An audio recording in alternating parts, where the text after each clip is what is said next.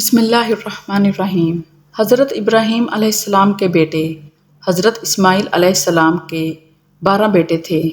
ان کی نسل اس قدر ہوئی کہ مکہ مکرمہ میں نہ سما سکی اور پورے حجاز میں پھیل گئی۔ ان کے ایک بیٹے کدار کی اولاد میں عدنان ہوئے۔ عدنان کے بیٹے معد اور پوتے کا نام نزار تھا۔ نزار کے 4 بیٹے تھے۔ ان میں سے ایک کا نام مضر تھا۔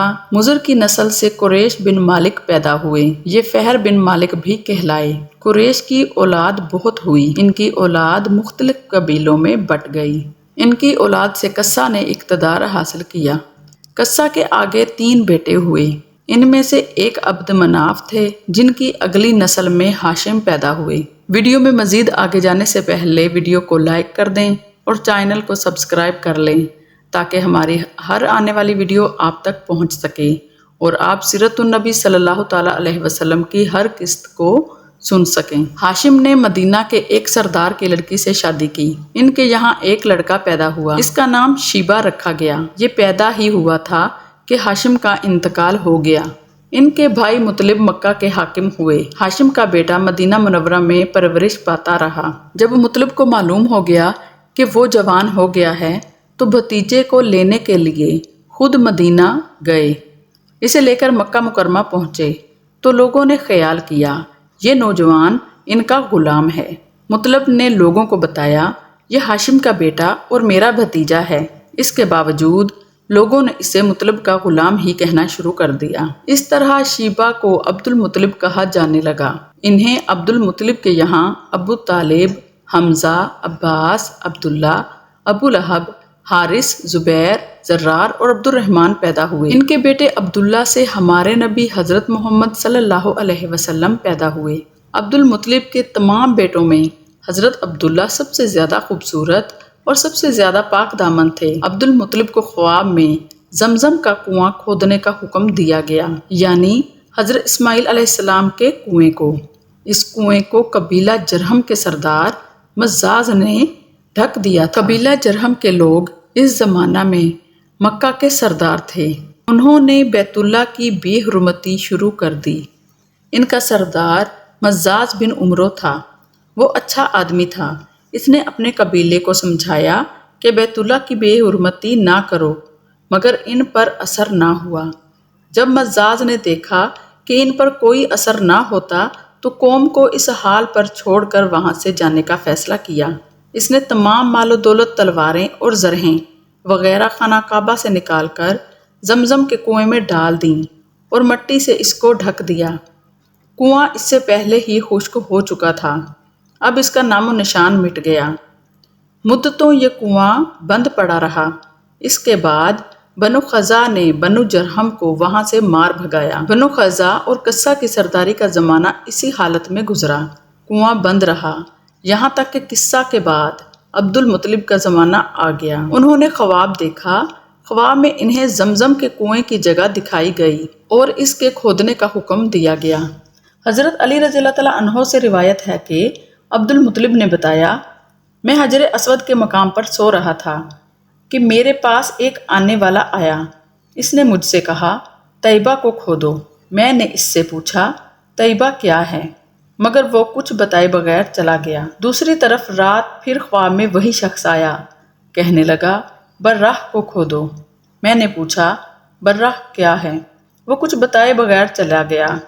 تیسری رات میں اپنے بستر پر سو رہا تھا کہ پھر وہ شخص خواب میں آیا۔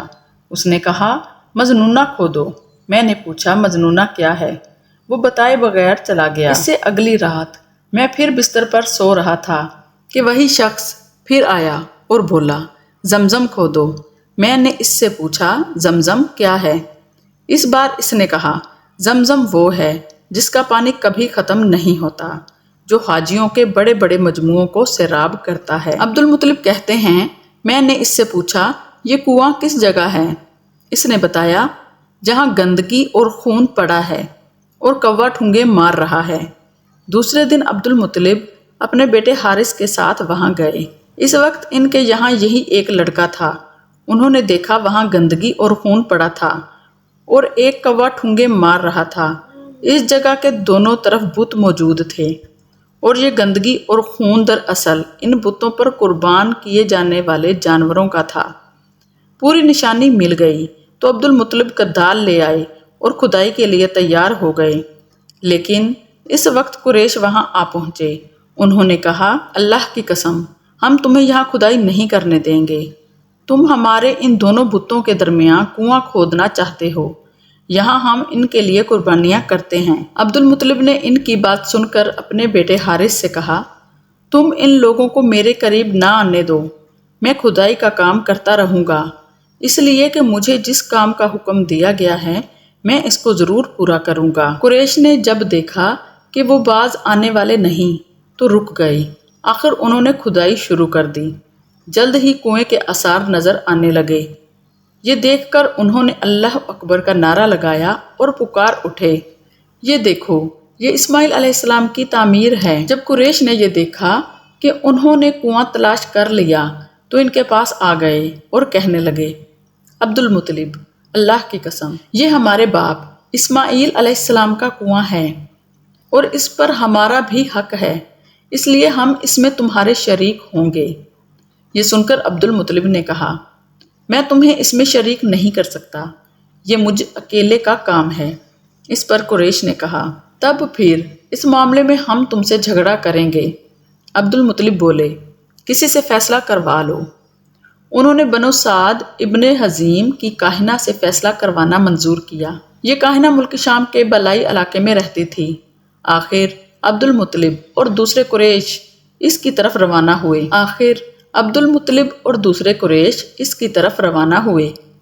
عبد المطلب کے ساتھ عبد مناف کے لوگوں کی ایک جماعت تھی، جبکہ دیگر قبائل قریش کی بھی ایک جماعت ساتھ تھی۔ اس زمانہ میں ملک حجاز اور شام کے درمیان ایک بیابان میدان تھا، وہاں کہیں پانی نہیں تھا۔ اس میدان میں ان کا پانی ختم ہو گیا، سب لوگ پیاس سے بے حال ہو گئے، یہاں تک کہ انہیں اپنی موت کا یقین ہو گیا۔ انہوں نے قریش کے دوسرے لوگوں سے پانی مانگا، لیکن انہوں نے پانی دینے سے انکار کر دیا۔ اب انہوں نے ادھر ادھر پانی تلاش کرنے کا ارادہ کیا۔ عبد المطلب اٹھ کر اپنی سواری کے پاس آئے۔ جو ہی ان کی سواری اٹھی، اس کے پاؤں کے نیچے سے پانی کا چشمہ ابل پڑا۔ انہوں نے پانی کو دیکھ کر اللہ اکبر کا نعرہ لگایا۔ پھر عبد المطلب سواری سے اتر آئے۔ سب نے خوب سیر ہو کر پانی پیا اور اپنے مشکیزے بھر لیے۔ اب انہوں نے قریش کی دوسری جماعت سے کہا، آؤ تم بھی سیر ہو کر پانی پی لو۔ اب وہ بھی آگے آئے اور خوب پانی پیا۔ پانی پینے کے بعد وہ بولے، اللہ کی قسم، اے عبد المطلب، یہ تو تمہارے حق میں فیصلہ ہو گیا۔ اب ہم زمزم کے بارے میں تم سے کبھی جھگڑا نہیں کریں گے۔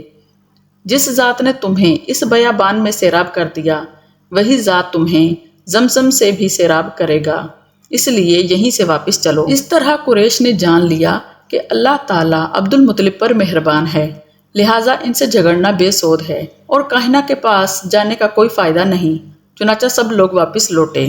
واپس آ کر عبد المطلب نے پھر کنویں کی کھدائی شروع کر دی۔ ابھی تھوڑی سی کھدائی کی ہوگی کہ مال، دولت، تلواریں اور زرہیں نکل آئیں۔ اس میں سونا اور چاندی وغیرہ بھی تھی۔ یہ مال و دولت دیکھ کر قریش کے لوگوں کو لالچ آنے لگا۔ انہوں نے عبد المطلب سے کہا، عبد المطلب، اس میں ہمارا بھی حصہ ہے۔ ان کی بات سن کر عبد المطلب نے کہا، نہیں، اس میں تمہارا کوئی حصہ نہیں، تمہیں انصاف کا طریقہ اختیار کرنا چاہیے۔ آؤ 500 کے تیروں سے قرعہ ڈالیں۔ انہوں نے ایسا کرنا منظور کر لیا۔ 2 تیر کعبے کے نام سے رکھے گئے، 2 عبد المطلب کے اور 2 قریش کے باقی لوگوں کے نام کے۔ پانسا پھینکا گیا تو مال اور دولت کعبے کے نام نکلا، تلواریں اور زرہیں عبد المطلب کے نام، اور قریشیوں کے نام کے جو تیر تھے وہ کسی چیز پر نہ نکلے۔ اس طرح فیصلہ ہو گیا۔ عبد المطلب نے کعبے کے دروازے کو سونے سے سجا دیا۔ زمزم کی کھدائی سے پہلے عبد المطلب نے دعا مانگی تھی کہ اے اللہ، اس کی کھدائی کو مجھ پر آسان کر دے، میں اپنا ایک بیٹا تیرے راستے میں ذبح کروں گا۔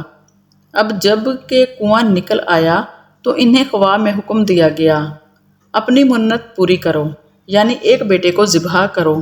آج سیرت النبی صلی اللہ تعالیٰ علیہ وسلم کی پہلی قسط تھی جس میں زمزم کی کھدائی کے بارے میں بتایا گیا۔ اب آنے والی دوسری قسط میں آگے کی تفصیل بتائی جائے گی۔ آپ میری ویڈیو کو لائک کریں اور چینل کو سبسکرائب کریں تاکہ میری ہر ویڈیو کا نوٹیفیکیشن سب سے پہلے آپ کے پاس پہنچے۔ اپنا خیال رکھیے گا۔ اللہ تعالیٰ آپ کو اپنی حفاظت میں رکھے اور تمام مسلمانوں پر اپنی رحمت فرمائے۔ آمین ثم آمین۔ اللہ حافظ۔